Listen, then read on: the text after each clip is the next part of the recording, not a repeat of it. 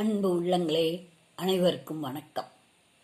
சென்ற பதிவிலே ஞானசம்பந்தர் மதுரைக்கு மங்கையர்க்கரசியார் அழைக்க வந்திருக்கிறார். அங்கே சமணத்தை ஒழித்து சைவத்தை நிலைநிறுத்த வேண்டும் என்று எண்ணி வந்திருக்கிறார். அப்பொழுது அவர் தங்கியிருந்த மடத்தில் சமணர்கள் தீ வைத்து விட்டனர். நெருப்பு எரிந்தது. அதை அணைத்து விட்டு வந்து இந்த பரிசனங்கள் ஞானசம்பந்தரிடம் சொன்னார்கள்.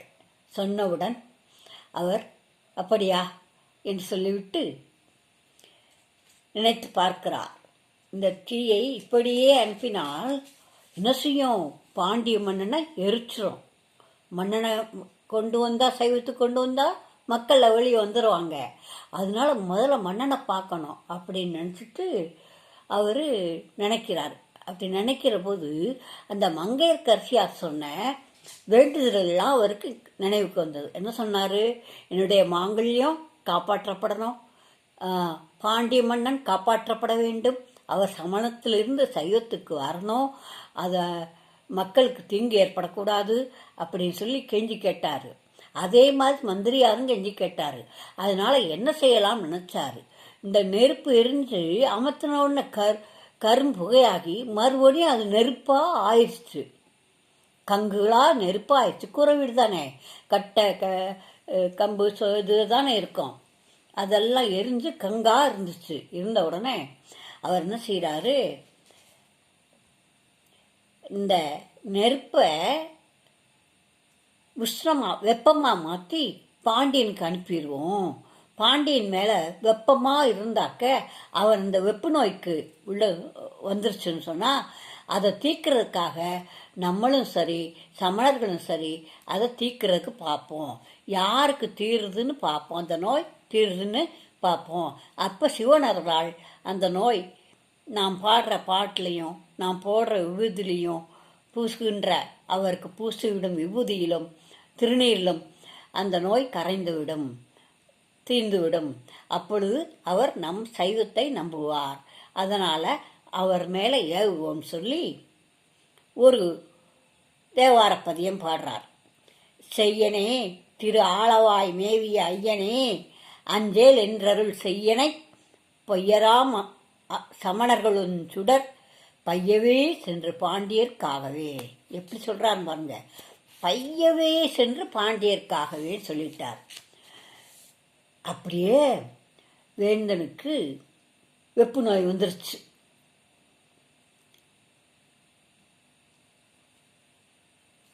தூயவரை இந்த தீயவர் நாட்டுக்கு வரவழைத்த அவர் குணமாகலைன்னு சொன்னால், அவர் சைவத்தில் சேரலைன்னு சொன்னால், நாமளே அவருக்கு ஞானசம்பந்தருக்கு தீங்கு ஏற்பட்டால் நாமளே இறந்து போகணும்னு அந்த தற்கொலை பண்ணிக்கணும்னு அந்த மங்கையர்க்கரசியார் நினச்சிக்கிட்டு இருக்காரு. ஆனால் அவர் திருமணத்தில் அந்த தீ ஒன்றும் செய்யலை அப்படின்னு சொன்ன சந்தோஷப்பட்டார். அப்படி சந்தோஷப்பட்டுக்கிட்டு இருக்கையிலேயே அவன் அரசனுக்கு ஒரே மேலெல்லாம் காந்ததுன்னு சொல்கிறாருங்க. அரசியன்னு சேவகர்கள் அரசிகிட்ட சொல்கிறாங்க, மங்கையர்க்கரசிகிட்ட, ஆஹா அந்த வெப்பம் நமது மன்னனை தாக்கிவிட்டதே, என்ன செய்யலாம் என்று சொல்லி அப்படியே அவர்கள் எல்லா வைத்தியர்களையும் வர சொல்கிறாங்க. எல்லாரும் பார்க்குறாங்க. ஒன்றுமே சரியாகலை. சரியாகலைங்க. சமணர்கள் உடனே வந்தாங்க. நாங்கள் சௌகரியமாக்குறோம் சொல்லிட்டு, இது என்னது, நம்ம ஞானசம்பந்தர் மேலே தான் தீ வச்சோம், அரசருக்கு வந்தது, சரி நாம் இரவில் செய்த செயலின் விளைவுதான் இது அப்படின்னு சொல்லிட்டு அவங்க நிறைய மந்திரம் சொல்லி மயிர்பிழியை கொண்டும் இந்த பிரம்பையும் கொண்டு அவர் தடவுனாங்க. மன்னனை சமணர்கள் ஒரு பக்கம் தடவிக்கிட்டே இருந்தாங்க. எங்களுடைய மயிர்பிழியால் உங்களுக்கு நோய் குணமாகும் அப்படின்னு சொல்லி பார்த்தாங்க.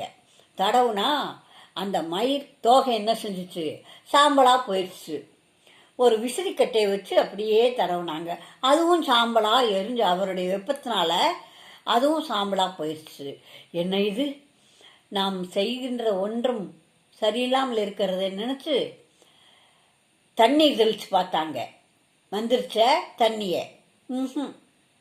அருகனே அரசனை காப்பாற்று என்று அருகனை வேண்டி அந்த தண்ணீர்லாம் தெளிச்சாங்க. மந்திர தண்ணீர் ஒன்றும் செய்யலை. பாண்டி மாதேவியார் பயந்து போய் மந்திரியை வர சொல்றாரு. ஆஹா, சமணர்கள் வச்ச தீ அரசனுக்கு வந்துருச்சு, என்ன செய்யலாம் சொல்லி அமைச்சர்கிட்ட கேட்கிறாரு.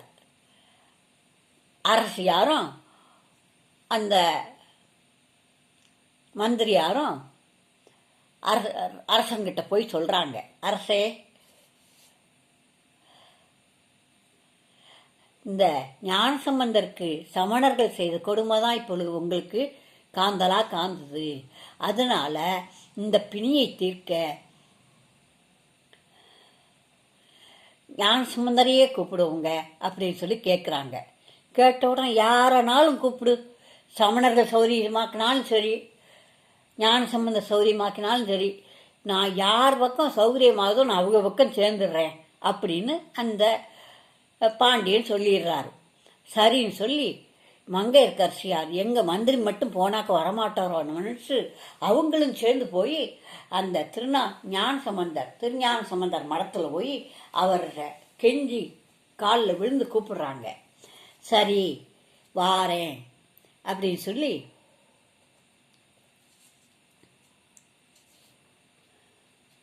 ரொம்ப அன்பினால் இவங்க துடிக்கிறத பார்த்து சரி வாரேன்னு சொல்லி, உங்கள் வாழ் தீங்கு உள்ளதோ என்று கேட்டார். யாரு?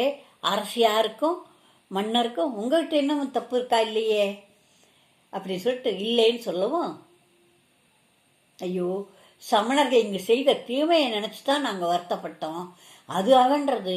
ஆனால் அந்த தீமையானது அவர்கள் செய்த மந்திரமானது அவரை போய் பிடிச்சிருச்சு, நான் என்ன செய்வேன்னு சொல்லிட்டு அங்கே திருஞான சம்பந்தர் புறப்பட்டு அவருடைய கூட்டத்தோட இறைவனுடைய திருவுள்ளம்தான் என்னன்னு நான் கோயிலில் போய் கேட்டுட்டு வந்து உங்களுக்கு என்ன செய்கிறேன் அப்படின்னு சொல்லி சொல்கிறேன்னு சொல்லிட்டு கோயிலுக்கு போகிறார்.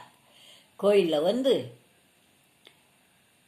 எல்லாம் சின்னங்கள் ஒழிச்சது, மேளம் தட்டியது, எல்லாம் கொட்டி அந்த சிவபெருமானை கும்பிடுறாங்க. கும்பிட்ட உடனே ஆளுடைய பிள்ளையாரது வரவை உரைத்தார் இந்த மன்னர் அரசர்கிட்ட. யார் வாரா?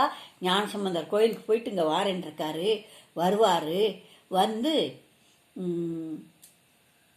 என்ன செய்யலாம் அப்படின்னு சொல்லிட்டு கேட்குறாரு.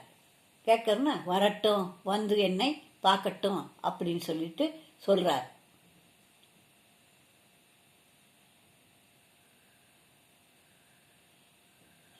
இந்த சமணர்கள் என்ன செய்தாக, எங்களால் நோய் தீராட்டினா ஞானசம்பந்தரால் தீர்ந்தாலும் நாங்கள் செய்த மந்திரத்தால் தான் தீர்ந்துச்சுன்னு சொல்லணும் மன்னரேன்னு கேட்குறாங்க.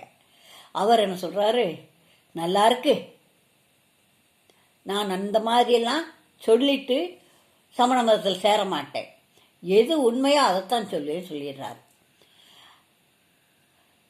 அவர் அமைச்சர் முன்னால் போகிறாங்க, அம்மையார் பின்னால் வராங்க. இந்த திருஞான சம்பந்தர் அமைச்சர் வழிகாட்டிகிட்டே போகிறாரு. திருஞான சம்பந்தர் அரசவைக்குள்ளே போகிறார். போய் அவர் பார்த்த உடனே இவருக்கு சந்தோஷம் வந்துருச்சு மன்னருக்கு. ஞான சம்பந்தரை பார்த்த உடனேயும் ஒரு சந்தோஷம், ஒரு நம்பிக்கை வந்துடுது. ஆஹா, நமக்கு நிச்சயமாக நோய் தீரும்னு சொல்லிட்டு. அதே போல் அந்த ஞான சம்பந்தர் பிரமனூர் வேணுபுரம் கேள்வி வெங்கிரு பெருநீர் தோணி புறமன் பூந்தராய் பொன்னஞ்சிரபுரம் புறவஞ்சன்பை அரண்மண்ணு தன்காளி கொச்ச வய முள்ளிட்ட காலியாய பரமனோர் 12 என்ற திருக்கழுமலை நாம் பரவும் ஊரே என்று கூறினார். எல்லாத்தையும் முந்தைய நடந்ததெல்லாம் சொல்லி அவரை சிவபெருமான கும்பிடுறார். கும்பிடும், நீங்கள் என்னமோ சொன்னீங்களே அதுக்கு பொருள் சொல்லுங்கன்னு சொல்கிறாங்க. அதுக்கு நான் சிவபெருமானத்தான் வேண்டனே, நான் வேற ஒன்றும் செய்யலைன்னு சொல்கிறாங்க. இவர் அப்படி எல்லாரும் சேர்ந்து சமணர்கள் பூரா சேர்ந்து சொல்லவும் ஞான சம்பந்தர் அவரும் அவருக்கு பின்னால் இருக்கிறவங்க அமைதியாக இருக்கிறாங்க. இந்த தேவி மங்கையர்க்கரசியார்னு சொல்றாங்க அரசரை பார்த்து. அவரோ சிறு பிள்ளை, சின்ன வயசு, சமணர்கள்லாம் முதிர்ந்தவர்களா இருக்கிறாங்க. நீங்க அவங்க பக்கம் பேசுனீங்கன்னு சொன்னா இவர் சங்கடப்படுவாரு, பார்த்து சொல்லுங்க, எது நெசமோ அதை சொல்லுங்க அரசையன்னு சொல்லிக்கிட்டு இருக்காங்க. அது மாதிரி சொல்லிக்கிட்டு இருக்கீங்களே, இந்த திருஞான சம்பந்தர் விபூதி பூசினார் இல்லையா, அந்த பக்கம் நோய் குறைஞ்சுக்கிட்டே வருது. என்ன பாட்டு சொல்லி அந்த திருநீர் பூசினாரு? மந்திரமாவது நீரு, வானவர் மேலது நீரு, சுந்தரமாவது நீரு, துதிக்கப்படுவது நீரு, தந்திரமாவது நீரு, சமயத்தில் உள்ளது நீரு, செந்துவர் வாயுமை பங்கன் திருவாளவாயான் திருநீரே. அந்த திருவாளவாயான் அந்த மதுரை சொக்கநாதன் திருநீரை எடுத்து அப்படியே அவரின் ஒரு பக்கத்தில் இவர் பூசிக்கொண்டிருக்கிறார். அந்த பக்கம் அவருக்கு வெப்பு நோய் தீர்ந்து கருமையாக இருந்த உடல் கூட அவருடைய தன்மையான நிறத்திற்கு வந்துடுது.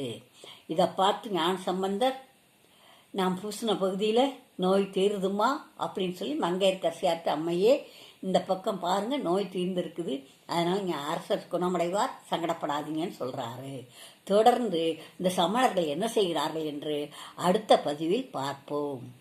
மதுரை விசாலாட்சி ஆட்சின்னு பதிவிடுங்கள். உங்கள் செல்லில் என்னுடைய சேனல் வரும், பாருங்க, புராண கதைகளை தெரிஞ்சுக்கோங்க.